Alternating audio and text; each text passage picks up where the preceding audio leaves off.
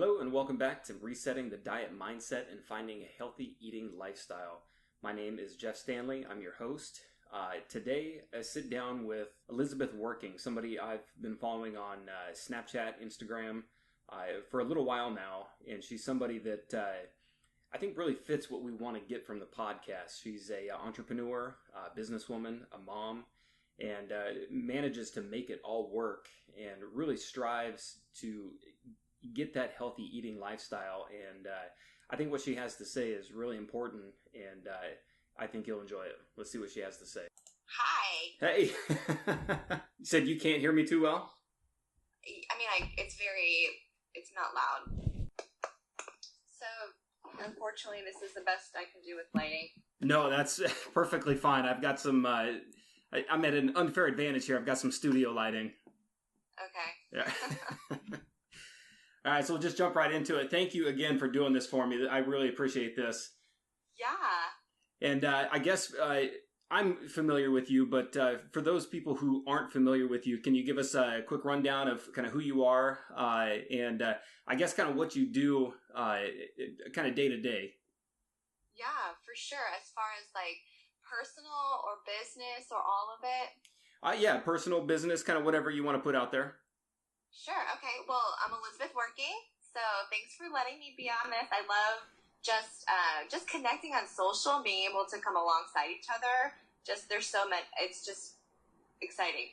So most people know me as Forever Working on healthy you, mind, body, and business. And I am an entrepreneur. I work from home. Multiple streams of income. Specifically, I work with the Juice Plus company, and I'm starting my own consulting business, so connection consulting. And my goal there is to help people connect mind, body, and business. So mindset, their body as far as health, and literally their business. So small business, startup businesses, product development, stuff like that. As far as personal, my day starts off as early as 4 on some days if I want to get a lot done. And then a lot of just personal space, I'm a morning person, so if I'm going to get a lot done, it's going to happen a lot in the morning. Yeah. And I have 2 kids. So married with 2 kids, a 3-year-old boy and an 8-year-old girl. And so we also homeschool. So a huge reason why I get up at 4 in the morning. Yeah, so that's an extremely busy day.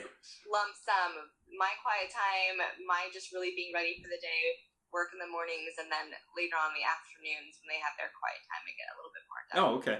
Yeah, that's perfect. I didn't know you homeschooled. So that fits in perfect with kind of what I'd like to do for the podcast, because it sounds like you have a ton going with your own, like you said, your personal stuff, your personal space, dealing with the kids, and then doing all that stuff. I guess just kind of jump right into it. Do you follow a specific kind of diet, or what is it you typically do? Yeah, well, for me, it's been like I'm all about the snowball effect, and so I lost my father to cancer when I was 9, so that was a really devastating hit. I feel like everybody, as far as their health, usually has a why to why they're doing what they're doing. Absolutely. I've had the whole you try to lose weight, but that never really did anything, but kind of yo-yo. But really, once I started focusing on prevention, that's when things kind of kicked in for us as far as our health. So we went plant-based. Straight vegan about 8 years ago. Actually, my daughter, a little less than 8 years. My daughter was 6 months, and so we figured as a family it was the perfect time for us to go plant-based. My husband, who loved his meat, he just had to have meat with everything. Yeah. Read a book called The China Study, and came home and was like, let's go vegan. And we had already cut out really dairy. We doing some cheeses. We cut out red meat, and we were already kind of little by little that snowball effect kind of making absolutely. Little changes. And so it really wasn't that big of an adjustment given it was still a big adjustment. Yeah. And so we've gradually added eggs back into our diet and occasional fish. Okay. But I can say we're probably about 90% plant-based. Okay. And when we made that shift, my husband and I both lost about 10 pounds. We weren't intending on doing that. Yeah. It just naturally happened. My energy increased. I felt a lot more in touch with my body physically as to I could tell now if, even gluten, we cut out gluten about 3 years ago. We were even doing sprouted grains. So I have psoriasis, and so after my second pregnancy, it started becoming more aggravated. And that gluten was part of that? Implemented juice. Go ahead. I'm sorry, I didn't mean to cut you off, but you think the gluten was part of that? It kind of aggravated it? It was, yeah. So with the Juice Plus company, we work with a lot of physicians, and Juice Plus helps me. Just the high concentration of fruits and vegetables. I tell people as many fruits and vegetables as possible. We were as plant-based as possible. I didn't know anybody else who ate more fruits and vegetables, but it was something, there was the stress. Now I know with autoimmune disorders, it was stress mixed with gluten that was really causing issues. So with the high volume of fruits and vegetables, I got inflammation down, but the gluten was that last 5%. And so a doctor that I work with, he said, cut out gluten. I said, even sprouted grains? Yeah. He said, yeah, all of it. And so I noticed a huge difference. Now, if I have gluten more than a couple of days in a row, I'll notice the back of my neck will start kind of breaking out a little bit. Oh, really? And thankfully, my son, too, we cut him off of gluten at 2, and he would have a slight clear runny nose. But after we got him off of gluten, he hasn't had any issues. Oh, wow. Yeah, that's not bad at all. And I like what you said about the snowball effect. That's a lot of the stuff I did with my diet and everything. It just kind of gradually worked itself into it. And I guess the more I went into it, like with cheese and stuff like that, I never drank a ton of milk, but I would do cheese and everything like that. Of course, ice cream. And then as I got going on my diet, I started to like slowly cut that stuff out, and I really didn't miss it too much. Yeah, it becomes, I always tell people, don't hate your life. But like if you feel empowered to cut something out and you feel good about it, you feel better. Absolutely. Then it's a habit that sticks. So given we're not ethical vegans, and like I said, we do occasional fish and eggs. And when we're out, like we celebrated as a family, got ice cream the other day. It's like, have the cupcake. Like it's going to be okay. And so if my kids want candy, it's like, okay, well, like let's pick like the least amount of chemicals, Yeah. And so, it's just kind of like a give to take. There's always that balance. And so, we kind of strive for that. Yeah, I like that. And I guess, I was going to go into, I'm still trying to figure out how to run through the questions and keep things going. I guess for your diet, do you go through, do you track everything that you do throughout the day? Or I guess for me, with me lifting weights and everything like that and trying to keep my calories, I really have to maintain a certain calorie count. It works for me. And there's a few meals I know exactly where to cut it off at, but I have a real problem with not knowing when to stop. How good are you, or I guess with your family and everything, about like calorie counting, or do you do anything like that, or you just know kind of where to stop? I was really anal with calorie counting and portions and all that stuff really out of college, which was, I won't tell you how long ago that was. Yeah. But I noticed a lot of it had to do with really control. And so with me, I found an even more vulnerable led me into eating disorders when I was so focused on the calories and I was so focused on portions and I was so hyper-focused. Mm-hmm. So given I really had to connect really more personal, like heart issues of worth and value and identity and where my security was. And it was really when I tapped into that, like at a deeper level, I found a lot of liberty as far as eating when I was hungry and stopping when I was full. And so, I got rid of a scale. And so, we don't have a scale in our home. I kind of have a pact with myself.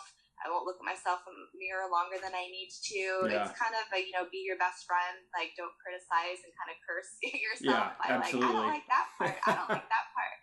But if I were to have to build muscle, I can see the difference between from a man's perspective and a woman's perspective. If I were to get in there and to start training, I work with girls who do shows. They have to count their protein. They have to be very, I've got to have protein because they're in the process of building muscle. So if that was the case, I would have to start maybe paying more attention to protein. But people ask me that as well, being plant-based. Are you worried you're not getting that protein? And I guess I can just kind of tell as far as physique, but we aren't really big calorie counters. We focus on eating color, eating plants, and staying away from the chemicals and the processed stuff.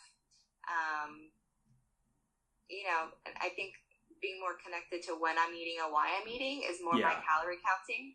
Yeah, well, and you brought it up earlier too, and I wanted to touch back on it, was knowing your body, and that's one of the things that I lost touch with when I started to lose, when I was really heavy.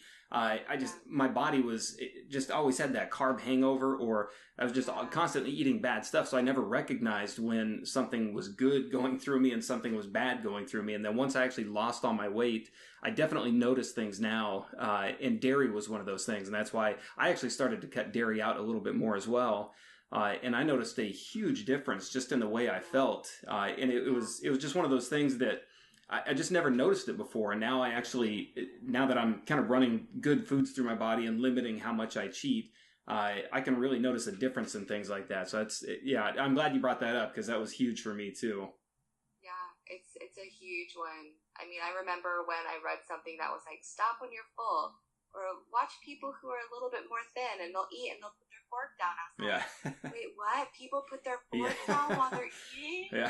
And they have conversation. It was like a whole new, I broke it was a bad relationship with food. I had to break that relationship. Yeah, and absolutely. reformulate the relationship that I had with food and eating and just the enjoyment of life rather than the, No, and I had to do the same thing. It was one of the things I was going to say was, I always tell people I almost had to relearn how to eat just because I had forgotten. And that's one of the things I want to touch on with this podcast is kind of get people rethinking again, just kind of what's good, what's bad. A lot of people get out there and they go to, which kind of brings me to one of my other questions was, how do you manage when you go out, like social interactions or fast food or going to dinners?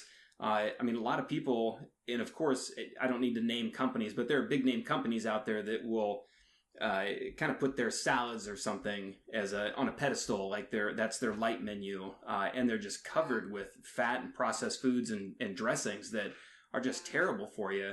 So I guess if you're out in fast food or social interactions, I guess how do you maintain, or do you have any particular places that you go to if you're going to do fast food? Yeah, our staples of family is Chipotle. Okay. That's pretty much that's a good one. fast food. We like BurgerFi. I don't know if you have a BurgerFi where you are. No, we don't.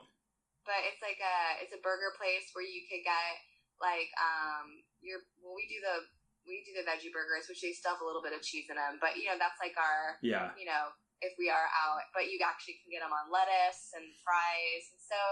I guess if we're an out to eat splurge, if we're gonna do fries, it'll be real fries. But we've gotten to a habit of really eating well and enjoying what we eat. Yeah. When we're at home, it doesn't even really feel like having to splurge. It's not I know people mention often cheat days, and I was like, I don't feel like I have to give myself a cheat day, because it's I have dark chocolate and in my fridge, and I'll typically grab a small piece when I want a small piece. Okay. But given 15 years ago, I would have eaten the whole bar if I was if it was in my house. But again, for me, that was a lot of the emotional healing that I had to do, where it was.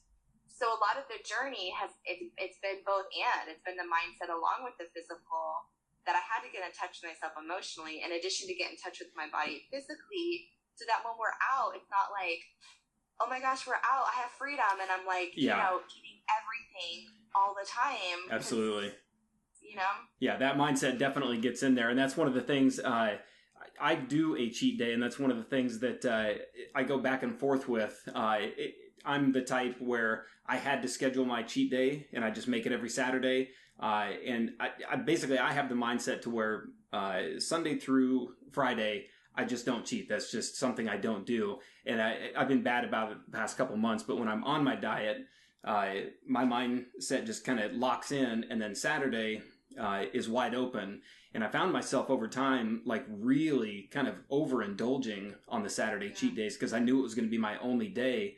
And when I find myself going towards that, I kind of pull it back a little bit, and I'll go a little bit lower on the cheat days. But so it sounds like you're the type that it can actually, now, I'm glad you mentioned the mindset and getting back in there. So it sounds like you can actually kind of do like a daily splurge, and you're not going to go overboard. Yeah, and Okay. but at the same time, there is structure. Like I do still have to have structure and make sure. Okay, I'm having breakfast. I'm focusing on water. Given though it's kind of like, I guess if you were to say the cheat days, the weekends, I'm not as hard intentional like as to when I eat and how much I eat. For me, it's more of self-love, like taking care of myself. It's like, okay, it's been X amount of hours without eating something, like go grab some almonds, like feed yourself kind of stuff. So I hear what you're saying, and everybody's different too. Like everybody's absolutely. mindsets and mentalities are going to be different. Some people really do well with with structure. Yeah, and I definitely am one of those people. If I can outline it and make it day to day, and that's where I do the meal prep and have everything, if I can set it up like that, that works really well for me. And I work with people who, they know what they can do, so they just like, I don't know, a little more freestyle through the day. Yeah. So if I were to have to kind of tweak what I'm eating and consuming, it would be really being more intentional with maybe protein consumption and adding more weights. Because if I do any kind of exercise, it's cardio, and or any kind of yoga, Pilates, like kind of more stretch, but like strengthening as far as resistance. But I mean, that is an area where I need to grow, especially being in my 30s, is to actually build more muscle mass, because my muscle memory is deteriorating. Yeah. And so with that, it's going to have to be an intentionality of how much protein I'm getting if I'm going to be building. Because right now I eat exactly what I need to for cardio and for my day to day. But as building and being in weights and just in general, I mean, protein is a big deal. I don't want to be like eating absolutely. Start to eat into your actual muscle. And that actually brings me to another question. I was going to ask, how do you balance, or you said when you do exercise, you do more cardio, Pilates, yoga. I love yoga, by the way. I typically work out about 6 days a week, and every once in a while I'll do some evening walks, or I'll go back into the gym maybe a second time. How much exercise and balance, like how are you balancing those two out between diet and exercise? Do you exercise quite a bit? Or so it's 80, I always say 80-20, 80% of what you eat and 20% of exercise. Yeah. Right now, to be honest, it's more like 90-10, like 90% what I eat and maybe 10% exercise. I would like to build that a little bit better. Yeah. And so I'm big on time blocking. I just actually threw a YouTube video out as to like blocking my time. And so with everything that I have packed in, multiple businesses that I'm running, like homeschooling with my mom, just my kids, and I literally have to set that time, but I've carved in time with my kids with exercise to really kind of spend time with them, but also teach them. So for instance, if I'm running, my daughter and I have our times where I'll run and she'll ride her bike. Okay. Or if my son wants to work out with me, I'll do more of intervals where I'll do squats or I'll jump rope, or I'll have, the dumbbell, or what's the kettlebell. Yeah, and the kettlebells are really nice. Strength training, and then with sets, and then we'll sprint to the end of the sidewalk if he runs with me, and we'll sprint back. So, and then occasionally I'll catch like a yoga class, or I'll do, yoga myself. As a mom, for the moms who are to listen, if you have young boys, yoga is more like tackle football, like in the position, let's try to like go under mom or like knock her over so it doesn't do well if I'm in the house. But that's usually what, an exercise routine looks like. There's no really getting to the gym in this season. Maybe in the future, my kids are older and, so you definitely business and. Okay. So you do it more at home? Yes. Everything is at home. Yeah. So it's, we're running within our neighborhood, kind of doing the sprinting and, so it's basically we have after dinner or whenever we just step outside and we just make it happen. Okay. Otherwise, or the community get-togethers that I do. Well, and it's tough to plan that stuff too. It's especially with small kids. You got to do it when you can. Yeah, and people make it happen. And so I'm not saying that that's not something that I don't want to do in the future, but it's kind of one of those. I can't make the excuses. I have to make it happen in this season. That's me making it happen. Yeah, absolutely. And then I guess when you guys are out and about, or since you're home with the kids all day, I guess what kind of for me, being at the house, I get to a place where I'm a boredom eater every once in a while. So I guess if you guys are at home, how do you handle cravings, and what kind of snacks do you guys go for if you're gonna do something? Yeah, I'm a big like dip person. If I'm gonna snack, it's gonna be like corn, like tortilla chips, which I try. Corn is like my vice. If it were to be some kind of snack, like corn chips, like tortilla chips. Okay. But corn is also really high in inflammatory, so I can tell if I've gotten too much corn. Yeah. Like, I can totally feel it. So typically it would be like chips and salsa, or, or chips and hummus as far as snack food for us. We have fruit, or we already have vegetable sticks cut up. But yeah. Okay. Pretty much that's it. Go-to. Yeah, I'm terrible when it comes to cravings and snacks, and it's I go back and forth between the sweet and the salty. I could go for chips, and I could go for like jelly beans. It's terrible sometimes. Yeah, the sugar, after not having it, the sugar will like literally. My husband jokes and calls me a plant and said, if you weren't such a plant, it wouldn't affect you. But like, if I have anything too sweet, literally like, or anything that dyes in it, my throat will immediately start to like. Oh, really? Sore. Yeah. Oh, but wow. when you mentioned chips, I love the salt and vinegar kettle chips. Yeah, those are good. Those are awesome. Yeah. So I guess it's kind of, I don't know. We have them in the house, but it's not. And I guess we're kind of structured, so I don't eat throughout the day. Like, we have breakfast, and then if the kids we usually kind of have a snack, and then we kind of do lunch, maybe a little snack later, and then dinner. And then I typically try not to eat past dinner time. So that's kind of where I, Okay, so you do have a cutoff point? Like, hey, grab some water. You're probably thirsty. Yeah.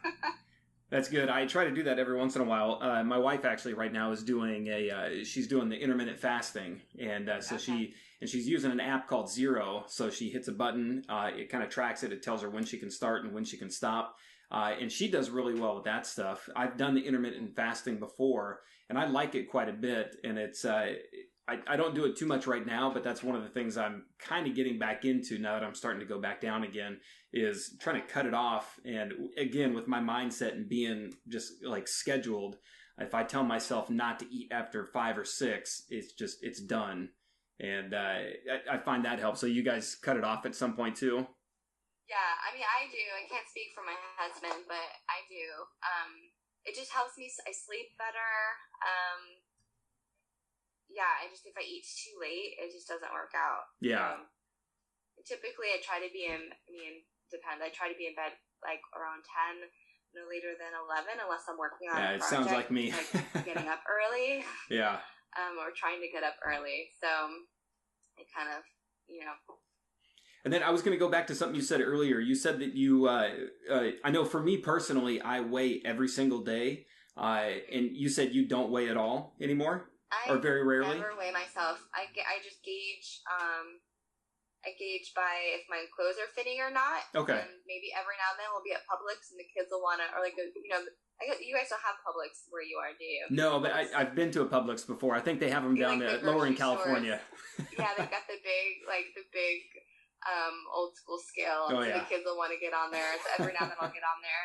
I just noticed that it's just kind of toxic for me because I literally could be. So I pay more attention to maybe muscle toning and really to me more how weak I am. Am I feeling strong as far as muscle, or am I feel like as far as cardio? How well can I keep up? And yeah. And then I was also going to ask, since you don't weigh, and you're kind of gauging it now. I know you said earlier that when you guys started the vegan, you just automatically lost 10 pounds.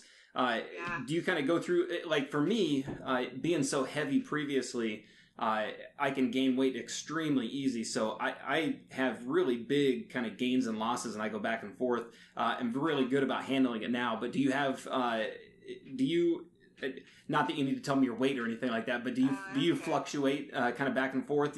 Are you kind of give or take like 2-3 pounds or 5-6 or I guess what do you struggle with? For a diet change, I would like fluctuate at 5 pounds back and forth. So I was always around 128, and I would fluctuate between 128 and like the 130s. Okay. And then when our diet changed, I went down to like 118. Oh 117. Wow. And then after, and I'm 5'4", so it was. I mean, it was a healthy. It wasn't. I was like, I can't afford to lose much more. So I usually still stay around the. I'm around like the 114, 115.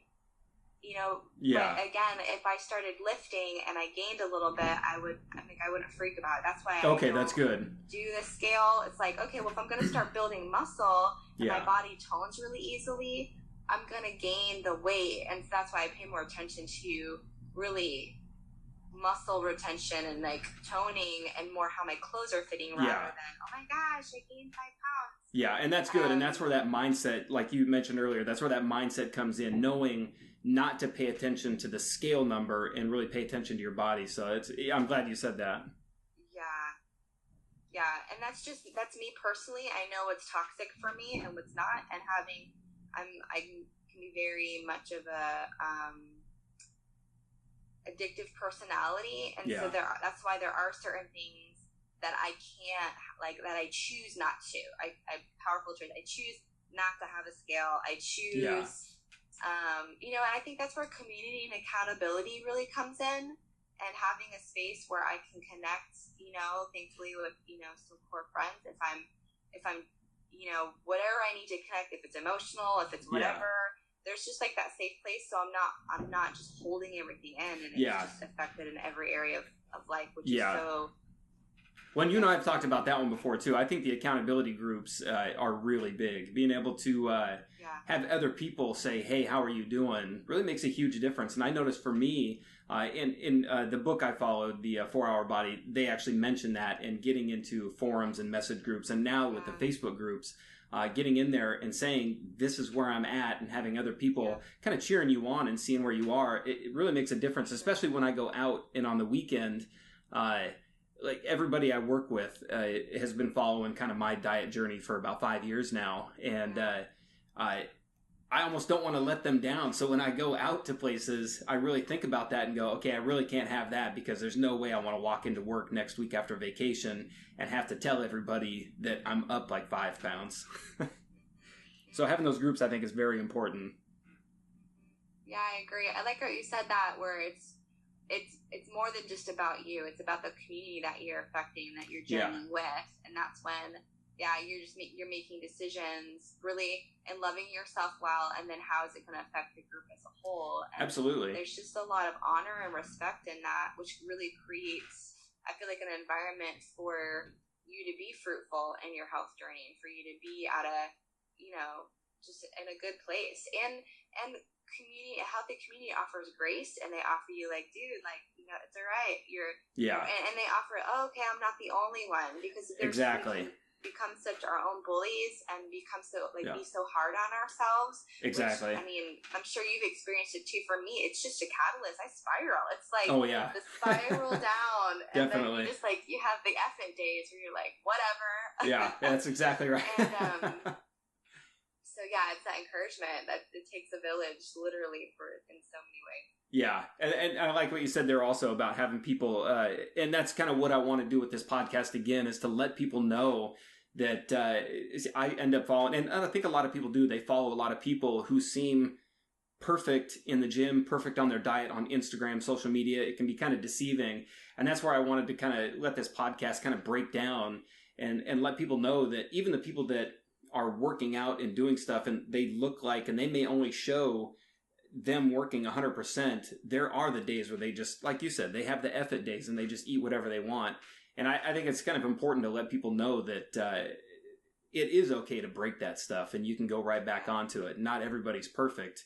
And I guess that kind of brings me down to the last question on here I was going to ask you.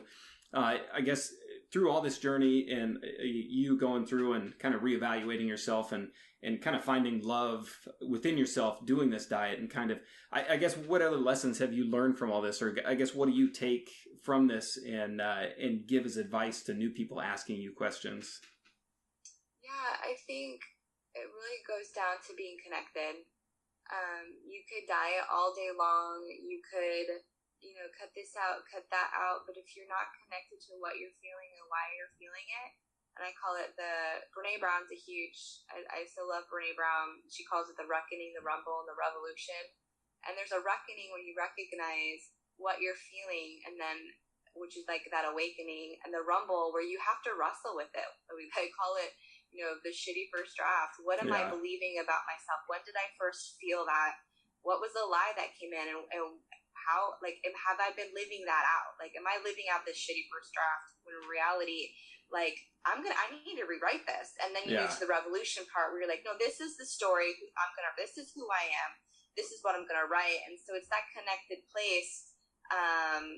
And it very much affects if you're going to wake up and have breakfast in the morning. Because if you're connected to self-love and you're not walking in just hatred and the bullying yourself and the shame and the everything, you're going to have the energy and the joy and the connectedness to wake up and to get to the gym and to treat yourself right and to eat that good breakfast, to hydrate throughout. You're going to take care of yourself. And so it's all connected. I mean, that's why I do what I do is to work on people, mind, body, and really the business is another aspect of it. But it's mind, body, and spirit. It's all connected. And so I've tried doing the whole being healthy and not being emotionally, internally connected. And it was just a control heyday of guilt and shame and control. And, my joy was contingent on whether or not I had a good day or exercised or did or didn't binge eating something. And so, just my heart would just to really be to liberate people. It's a process, and it's okay to be in process. Your